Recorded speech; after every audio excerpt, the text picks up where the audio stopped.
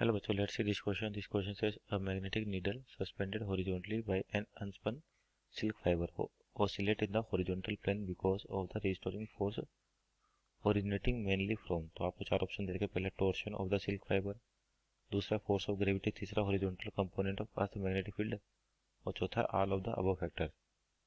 तो सबसे पहले यहाँ पे तो की कॉन्सेप्ट की बात करें कि आपका की कॉन्सेप्ट क्या होगा। की कॉन्सेप्ट तो यहाँ पर बेसिकली किस पे डिपेंडेंट है, अर्थ मैग्नेटिक फील्ड पे डिपेंड है। Earth magnetic field, earth magnetic field या कह सकते हैं अपन component of earth magnetic field. तो आपका जैसे क्या होता है कि यहाँ पे लिखा है मैग्नेटिक कंपास निडल, इसको आपने फ्रीली सस्पेंड कर दिया तो ये एक किसके थ्रू, सिल्क फाइबर के थ्रू इस प्रकार से, तो ये हॉरिजॉन्टल प्लेन में ऑसिलेट करती है। तो ऐसा क्यों होता है ये पूछा हुआ है।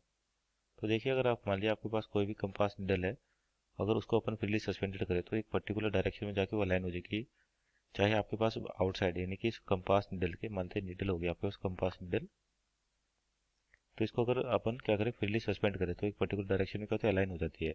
चाहे आपके पास एक्सटर्नल बार मैग्नेट रखे हो या ना रखो, या कह सकते हैं कि इस पर कोई भी आपका एक्सटर्नल मैग्नेटिक फील्ड के थ्रू फील्ड अप्लाई नहीं किया हुआ है, तब भी ये क्या होती है, एक पर्टिकुलर डायरेक्शन में अलाइन हो जाती है। क्यों अलाइन होती है? क्योंकि जो अर्थ होती है उसका भी अपना खुद एक मैग्नेटिक फील्ड होता है, और जो प्लेन होता है अपने पास अर्थ का, मैग्नेटिक फील्ड जिस प्लेन में होता है उसको अपन मैग्नेटिक मेरिडियन कहते हैं, इस प्रकार से।